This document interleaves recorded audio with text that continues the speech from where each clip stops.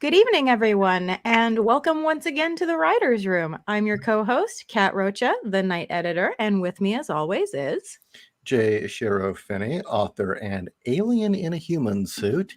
And tonight we bring to you a guest we've long wanted to bring on, actually. Indeed. Now, do we call you Trisha, Dan, or Dannphan? Yeah, people always ask me that. I don't care much for whatever way works. But some people call me Trish on stream. Some people just call me Dannphan, you know?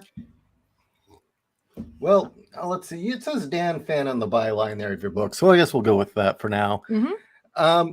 Well, I purchased ORGASM GIRL a couple months ago, read it digitally, and was thoroughly pleased with just how damn funny it was. You took a concept that could have very easily fallen flat after about 2-3 pages. It actually seems like the kind of joke that you couldn't push that far. And you took it into an ongoing plot that led to child smuggling and secret conspiracies. And now you've got a new book to follow up on that. So do you want to give the audience a bit of a rundown on what your books are like?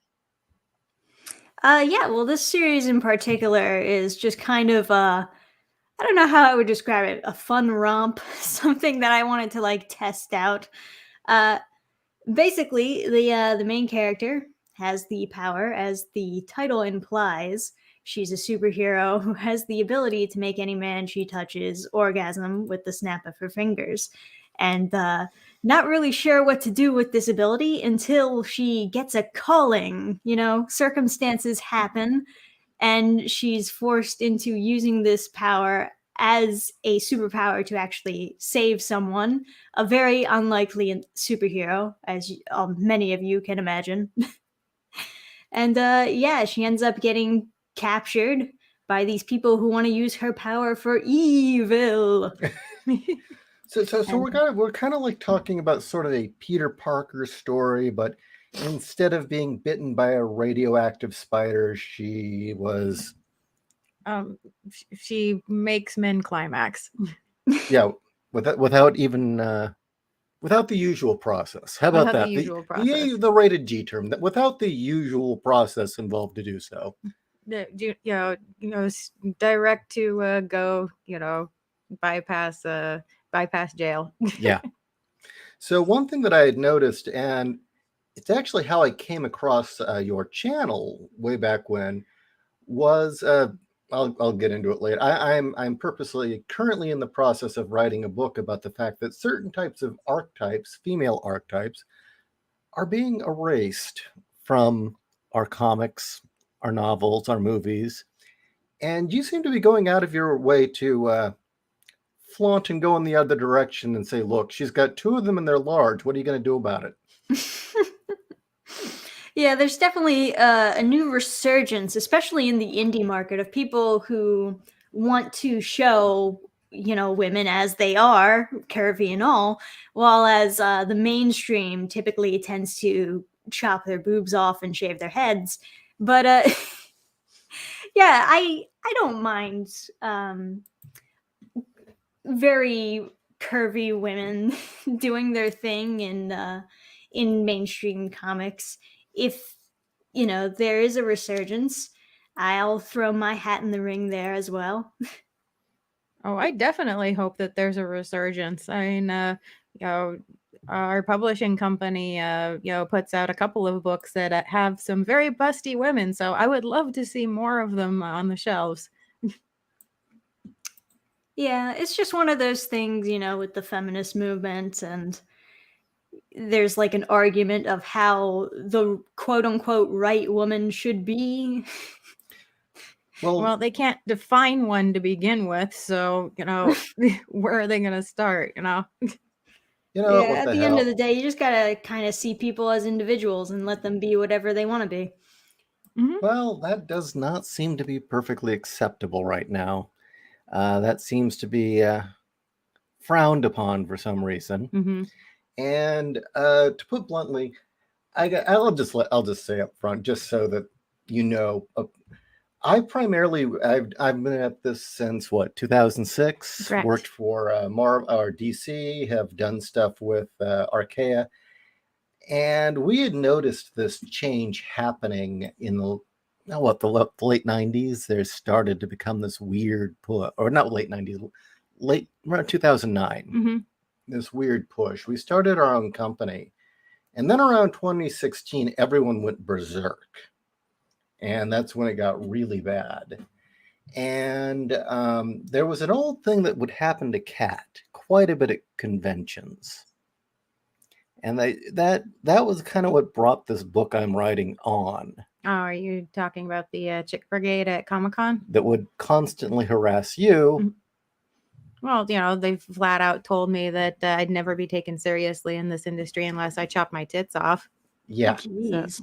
Yeah, and they said that to my face. Of course, this was after I told them that I didn't need their little, chick club to get ahead. So, which led to, after writing multiple novels and graphic novels, doing a nonfiction book about the attack on these sorts of archetypes and why they're so important. They go back to the Amazons.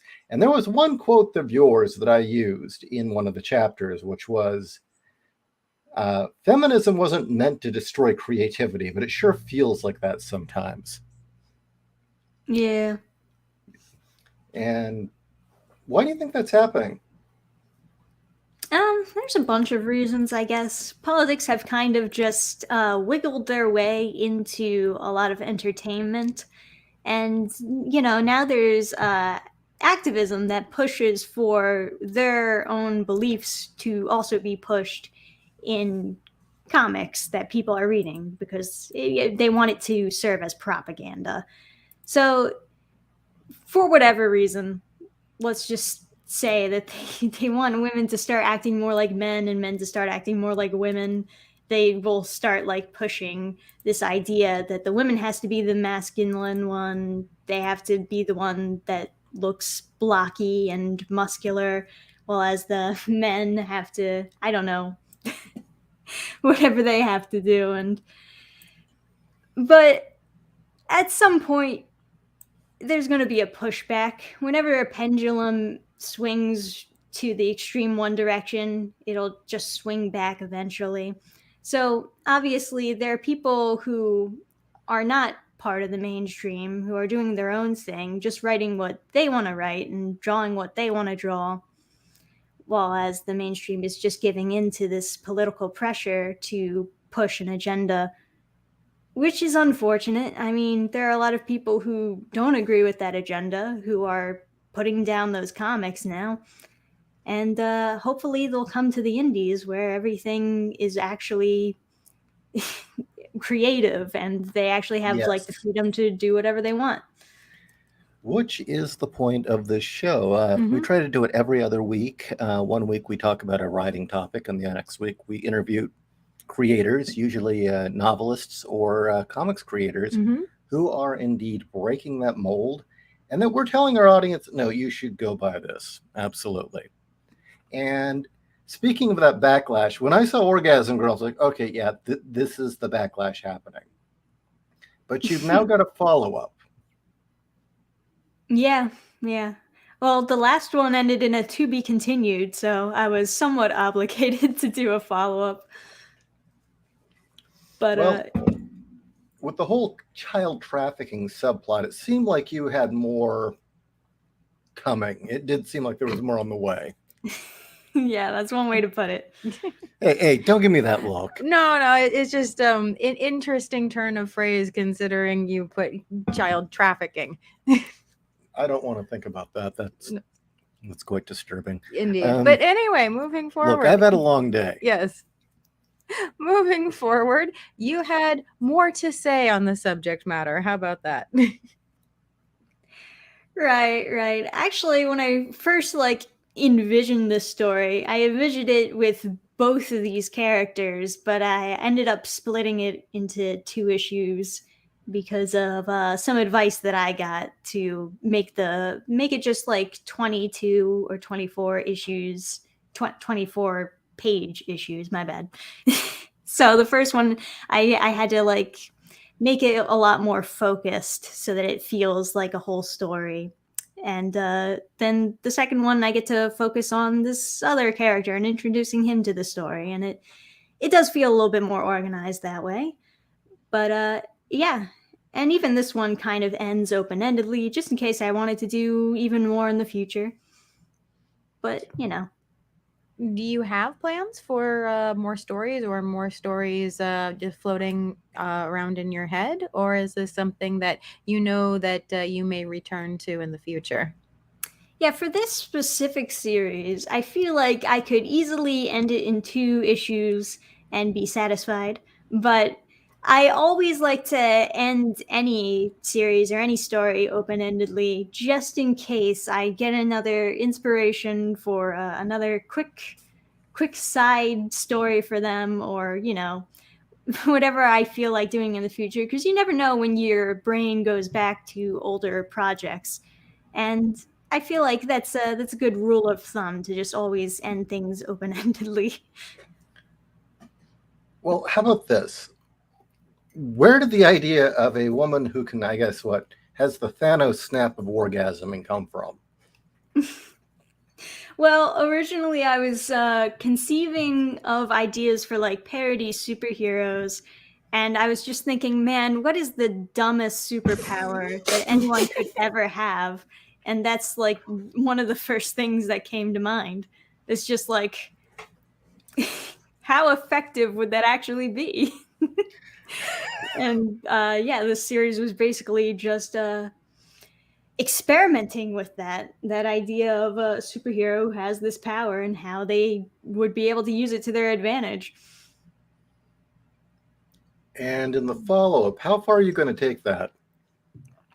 Because I saw a world of possibilities after reading the first one. Oh yeah. I mean, this sex trafficking organization, they have a lot more heads to cut off before it's all done. And obviously, Orgasm Girl and Climax Boy has to go find them and put a stop to this once and for all. Put some cold water on that outfit, right? Oh. By the way, don't worry about being lewd. This is by all means a rated R show, so Yeah. don't worry about getting us in trouble. You can even use the F word. So yeah, it's perfectly Late fine. night with the adults. So okay, and although the Kickstarter is already done, you can buy these on your website afterwards. Is that correct? Yes, issue 2 will actually be up on the website digitally later this week. Eventually, I have plans to put both more physical copy prints on the website also, but not just yet. I want to make sure that I'm completely done with fulfillment and have my ducks in a row, you know? No, that makes a lot of sense. Get your backers taken care of first. Right.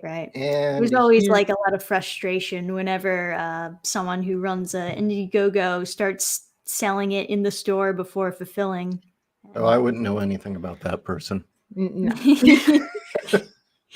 I wouldn't know anything about asking for my money back after I saw it in Walmart. But all right. So yeah, tell us a bit about Burning Star.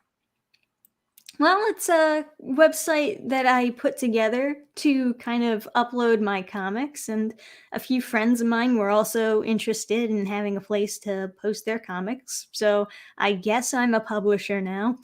It's just all of our comics are going to be sold through here, and we'll be, I guess, promoting it through my YouTube and other stuff. I also have like specifically a Burning Star YouTube where I was gonna be posting like speed paints and animations and stuff like that also relate to the different properties, I guess, the different comic properties on the website.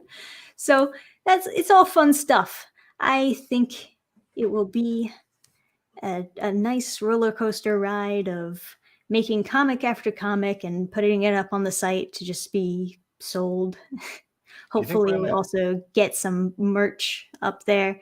I got like a Teespring site, but it's just not as good as selling your own merch that you made. Mm-hmm. Is there any chance that we might be seeing an Orgasm Girl and Climax Boy compendium on Amazon any day soon? Or is it going to strictly through your site?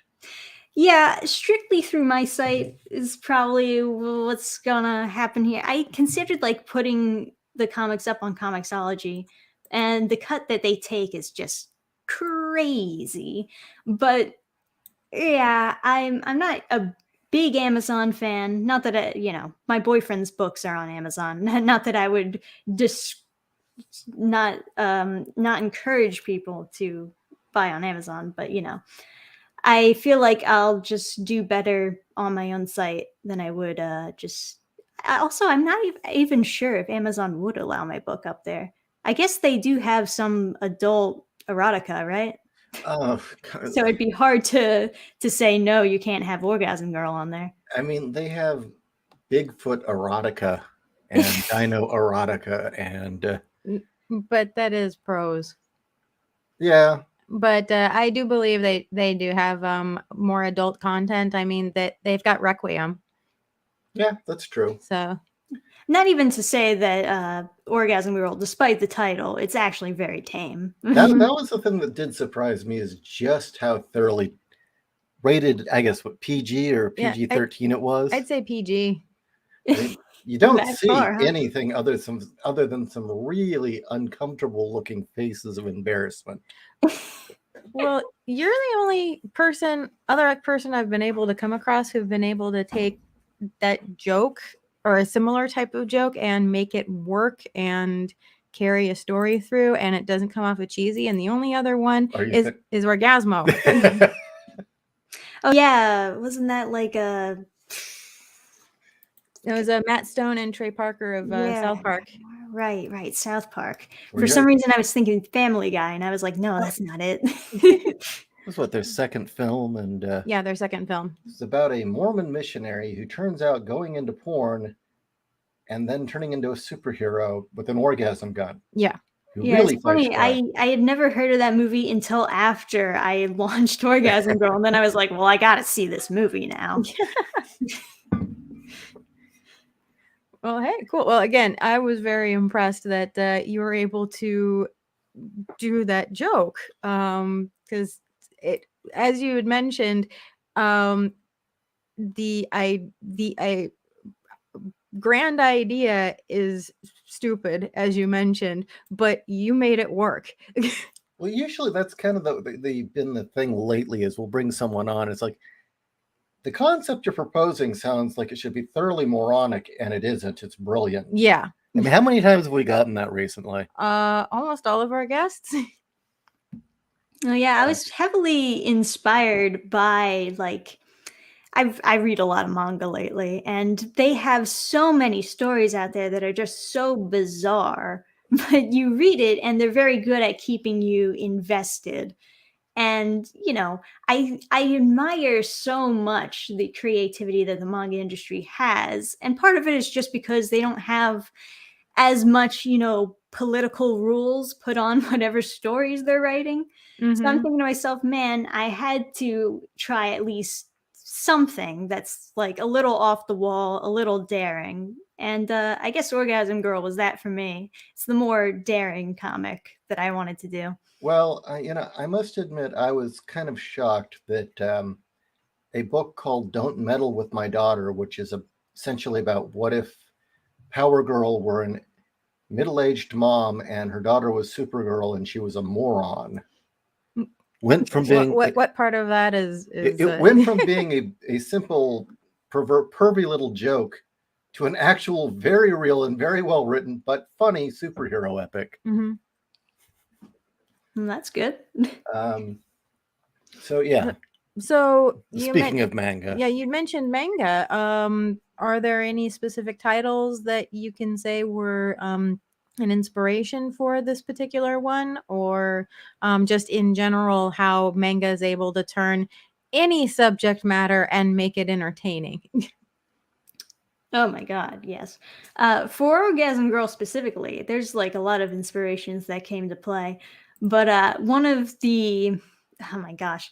There's one anime in particular that like stands out, and that would be Keijo. I was crying laughing watching that show.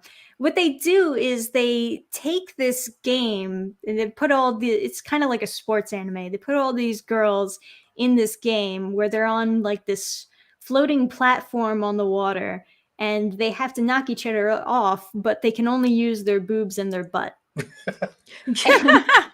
You know, my listeners keep demanding I check this out. I've had that for the last year. Yeah, what Keijo? they do is they treat it like a normal shonen sports anime, but the thing is, what they're doing is so outrageous because they're only using their boobs and their butt to fight. So they have a shockwave move using their butt. They're like doing all these super dramatic things. This girl, she moves her boobs side to side and hypnotizes one of the other girls in order to win. It's Wow. so outrageous. It's so funny. I can only dream to ever be that funny and creative one day. Okay, let's blow through a few comments. Okay, JC, this is a rated R show, but come on, that's too easy. Seriously. Unqualified. He's recommending calling Climax Boy Hard Man. Humble Marty said, I don't know what that's in reference to. Oh, I thought that was one of these suggested names, but I'm not sure. Let's see. okay. Anyway, wait. Cat would kill at the game. Fuck yeah, I'd rock that shit. Anyway. Unqualified. You need to talk to Dannphan on all the community service she does reviewing absolute dumpster fire comics on her channel. Oh, excellent. So what is the biggest dumpster fire you've had to review? I have my picks. Well, she's the reason I inflicted I'm Not Starfire on you to read on air. Ah, okay. Oh yeah, that's a classic. I've read so many DC YA comics because they're just a gold mine of bad writing. And I think the worst one I've read so far has been Nubia Real One. Just because that depressed me after reading it. Oh, Nubia? Yeah. The worst comic I've ever read though, was The Mother of Madness. I was going to ask if you have been subjected to that. Yeah. Yeah. Oh, God. That was... We had a very popular show, and I mean, it's kind of sad considering our numbers now, but we had an exceptionally popular show a couple of years ago that got banned called Adventures in Awful. And people have been begging us to bring that back and do specifically Mom. Well, we've recorded it twice, so yeah, you know it's there, but probably need to revisit it again. But yeah, Mom was terrible, especially her. Did you read her letter to her readers? Oh, I don't think I did. No. Her letter to her readers includes the line, "I don't hate men. I mean, you know, I love my father. He's a human." It's like, really? I just wish he took these empathy pills to make him better. She goes, "My father's human. I have brothers. ... You know, and I have friends who are male," said in the same tone as, "I have friends who are black." So, you know, it's like, really, this is you saying you don't hate men. I can't imagine any man reading that comic and being like, "Yeah, she doesn't hate me. Yes, good." Yeah, and the promotion for it was just vapid as all hell. But I have to admit, you know, they'll be nice when I'll be working late, and I will run you reading these awful, awful books. Absolute shit shows. All right. Well, we've talked quite a bit about things that suck. Let's get back to Things that are good, or things that suck, but in a good way. no, things that are good. No. You got Orgasm Girl and the follow-up. But the other one I was going to ask about was, oh, come on, where'd it go? Here, Sonic City Witch. Yeah, I was curious about this. Yeah, so this is one that I did with Alex Lopez. He is the artist for this one, and he did a great job. It's still ongoing. The second issue will be out during the summer. I don't have an exact release date, but it'll be soon, trust me. But yeah, this is a sci-fi fantasy mixture. Something that I enjoy doing. I wanted to actually dive more into more fantasy comics, hopefully soon. I've got so many drafts of comics that just need to be finished, and then I could easily put them on the site. But there's a lot going on, and it's very easy to get distracted these days. Indeed, it is. What's the plot for this story? Right. So it's kind of futuristic. It's a view on the world of what if, magic was real and there were witches who could use magic, but humans couldn't. And basically, the idea is in the city, humans have evolved to have this crazy advanced technology, and magic has become a bit obsolete in comparison because magic has not evolved as much. It's kind of like this race to be better and better, but technology at the moment has the upper hand. And so in this city, witches don't like to augment because metal doesn't really play well with their natural abilities to use magic. And meanwhile, all the humans are augmenting, and the city has kind of been built around augments. And so all these witches, some of them have gotten together, formed kind of like a cult to destroy the city and make it their city. And the main character, she's a witch, and she's up to the task of stopping them along with the police force. And that's where we leave issue 1, basically. Just to clarify, is this a fantasy in an urban setting, or is this an urban fantasy? I mean, I guess it's I guess it's kind of an urban fantasy, I guess. I don't know. It kind of looks to me like the bubblegum crisis future with witches. Yeah, something like that. It's a weird mixture, I guess. I wanted to use very classic witch themes, right? Mhm. But also have sci-fi, classic cyberpunk themes. And so I just kind of Which is awesome. smashed the two together. And I really appreciate that they ride around in evil unicycles. Oh yeah, of course. You got the wheelie bikes. Mm-hmm. No, those are awesome. The Venus War unicycles? Yeah. Okay, so our audience is again asking us to ask you a question. Redneck asks, have you ever had to read Lumberjanes? It's a series by the bitch who ruined Shera, and her original comic is a manifesto encouraging young girls to cut up their breasts as they develop. Wait, did she recently do that? I'm serious, Redneck. If send me a link if she actually wrote that. But anyway, yes?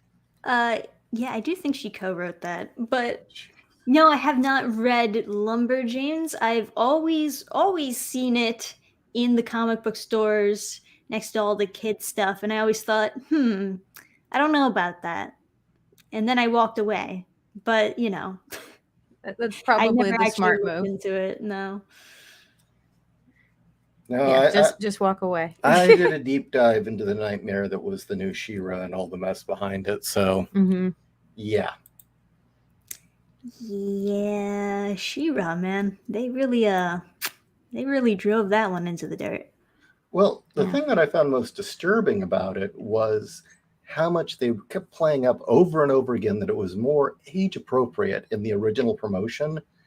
But by the second season, you've got it going on. It's getting gayer and gayer by the moment. And they were going on about all the various transsexual and bisexual and agender relationships and romances going on. And it's like, well, wait, I thought this was to be for kids. Yeah, I And think it was just pure desperation to drum up any kind of press for it since it was being canceled. well, the thing that bothered me most was that the original Shera was an iconic feminine. She was a sexually mature woman who was doing heroic things. She was not behaving in a sexual way whatsoever. Whereas the new Shera essentially looked like a little boy and was engaging in a lot of sexual themed behavior. Don't forget that the original Shera was created by women. True.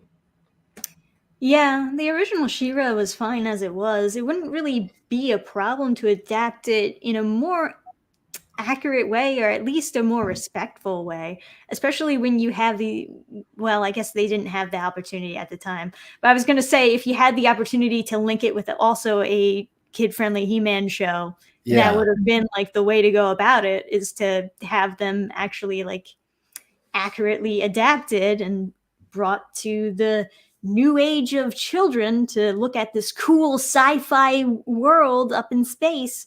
But no, they decided not to do that. Unfortunately. No, when I did the deep dive, I found that they had entered that with an agenda and that Noelle Stevenson actually had never watched the show, much less liked it. Mm-hmm. Yeah, But you can tell they never watched the show just by like one episode in. You're like, oh, so they have no idea what they're adapting. oh wait, you have a background in animation, don't you? Not really. I mean, I wanted to get into animation at one point, but I never really finished that school of tangent. Was it the lack of cell animation jobs, or was it that you didn't quite have the OCD insanity to be an animator? Well, at the time, yeah, their 2D animation was dying, and now it seems like they want a resurgence of it because nobody knows how to 2D animate anymore, and people want 2D That was animation. because it was So beautiful. it's just like bad timing on my part. But now I'm focused on comics, and I feel like maybe that's the better route, but who knows, you know? No, frankly, I like that you're yet another creator that is doing their own thing. They're not Mhm. waiting for a distributor. You're distributing your own work. You're telling the stories you want to tell. And as I said, this is why this show exists, to get Mhm. the word out. We don't want to be another one of those shows where all we do is complain. Right, right. And if I you can know do that it yourself, you should do it, you know? feuds and raid and tirades do get ratings, but we need to get readers out there hooked up with what's good. Well, readers last forever, where people just coming to watch the drama are just there for that, and that's it. But to go back to Sonic City Witch, what we have here on the screen is issue 1. Are there multiple issues for this story? So originally it was written to be a graphic novel, but since I knew that it would take a while, I split it up into issues, and it'll be 4 issues total. Roughly like 80-ish pages altogether when the graphic novel is printed. But yeah. So that's the end goal anyway. Like I said, issue 2 will be coming out this summer, and hopefully not too long from now. Excellent.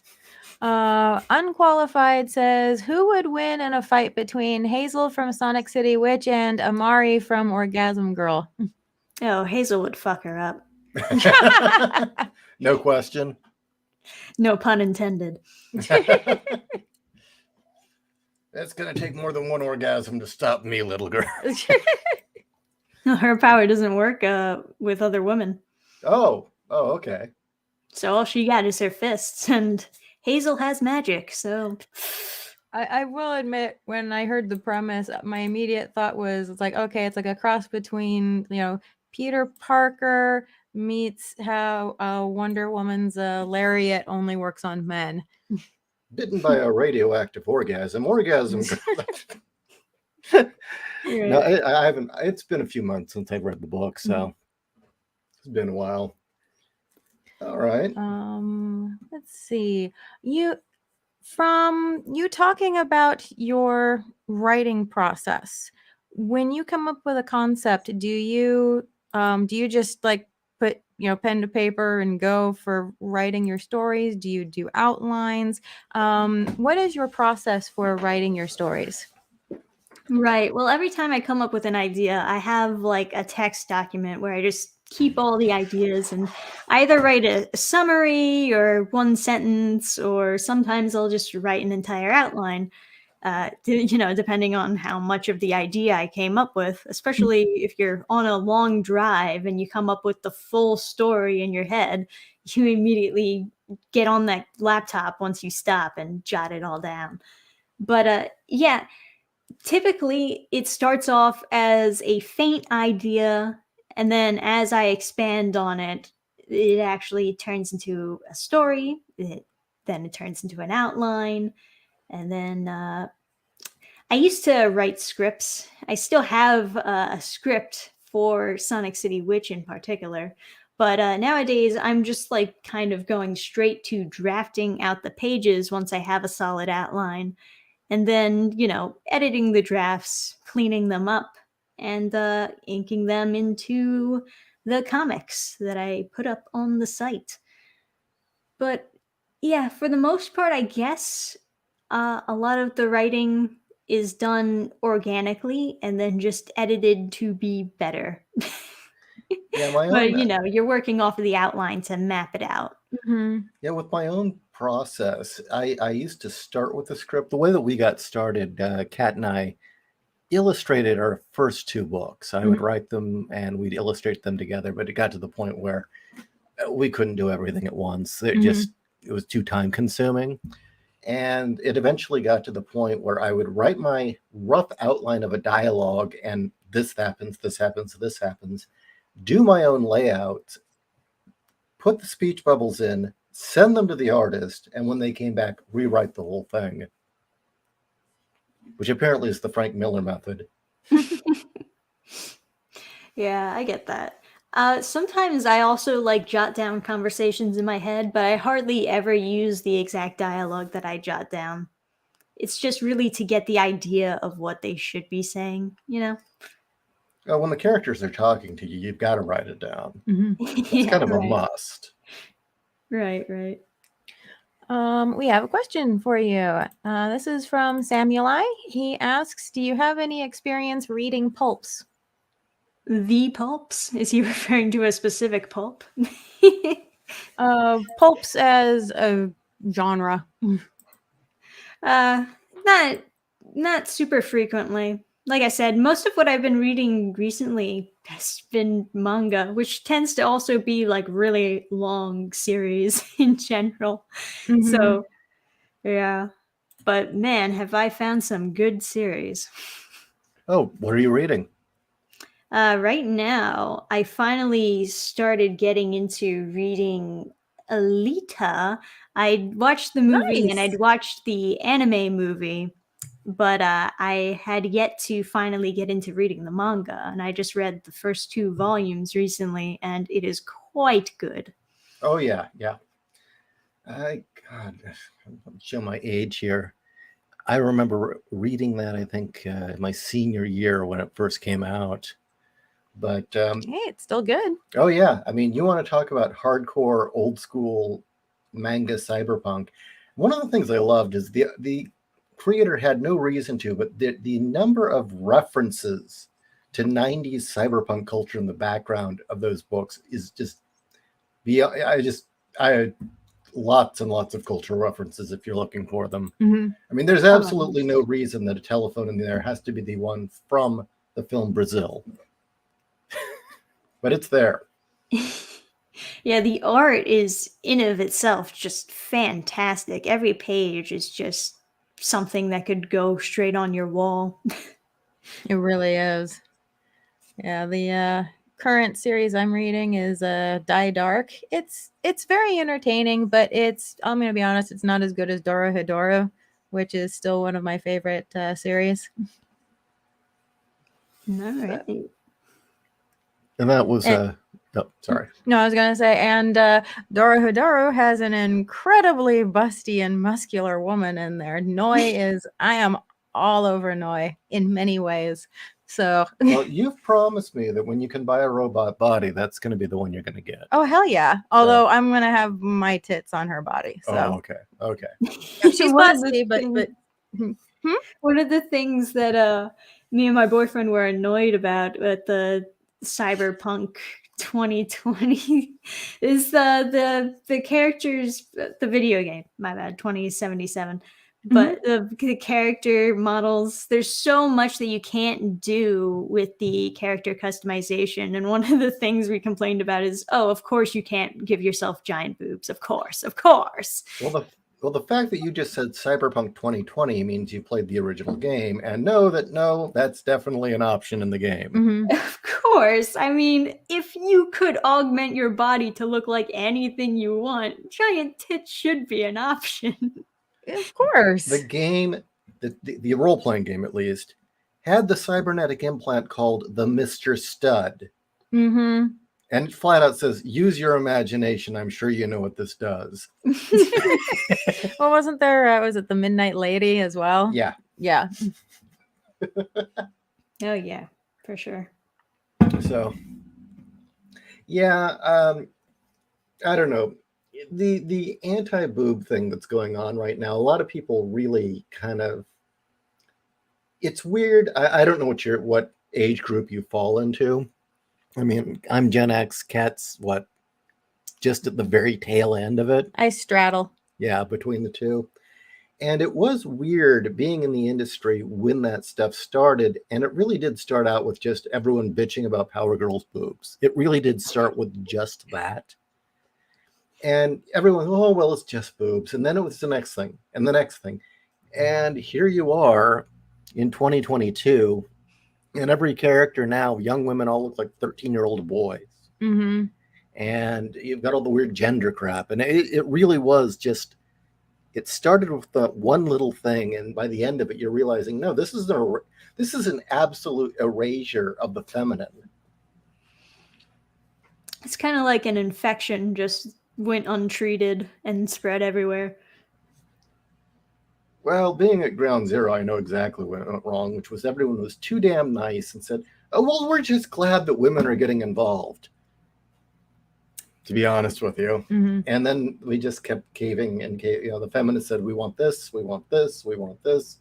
And at no point did anyone say, but yeah, then if you really love comics, why are you demanding all these changes? Yeah. Not even that it benefited women at all. Kat, do you want to talk about that firsthand? Well, which thing? Well, the fact is that the moment all the new female fans flooded in and it became like high school, the real women who had been in the industry, who had worked their way in, had actually been part of the community from day one, all got chased out, which was just mind-blowing. Well, I can have a laundry list, but the thing that told me we're in trouble, I'm not kidding, was working a convention. And okay, I am a huge Doctor Who fan, but original old school Doctor Who. Quite frankly, my fandom ends at Eccleston. And how many of these girls who would put like hundreds of dollars or just hours and hours of time into their Doctor Who cosplay, and I would ask them about it, and none of them had watched the show. None of them had any clue about why they were wearing what they were wearing. The closest you'd get is them talking about how they wanted to jump David Tennant's bones, or Matt Smith's bones. But other than that, they had no clue. It was just Doctor Who was the trendy thing, and that's what they were getting into, and they were there solely for the fashion show and to be seen. They weren't there because they enjoyed comics or even science fiction. Like, Yeah. okay, we're in trouble. It's a bad mentality to get into, just like only enjoying something because it's popular, but actually knowing nothing about it or about the fandom, not caring about it, not caring if it gets ruined. And yeah, that leads to a lot of resentment also towards what you're following, because you're not actually into it.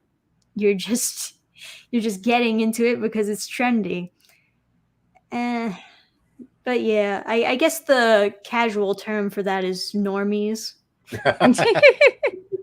Or Tumblrites. Apparently, the Tumblr uniform included something involving Doctor Who, and when I found that out, I kind of cried. NPCs. NPCs, there you go.